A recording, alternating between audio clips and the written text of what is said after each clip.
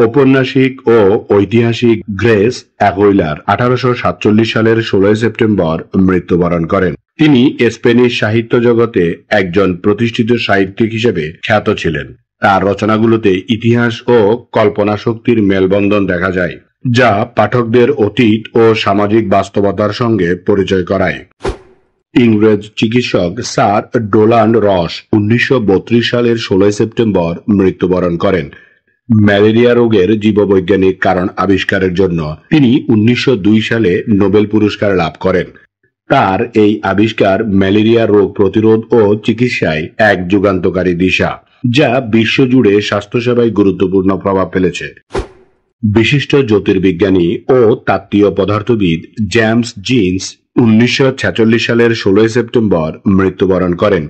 তিনি তার গবেষণায় মহাবিশ্বের গঠন ও তার গতিবিধি সম্পর্কে গভীর ধারণা দিয়েছেন এবং বিশেষ করে তার স্টার্স নামক গ্রন্থটি ব্যাপক প্রশংসিত। তাত্ত্বীয় পদার্থবিজ্ঞানে তার কাজগুলো আজও গবেষকদের জন্য মূল্যবান সূত্র হিসেবে বিবেচিত হয়।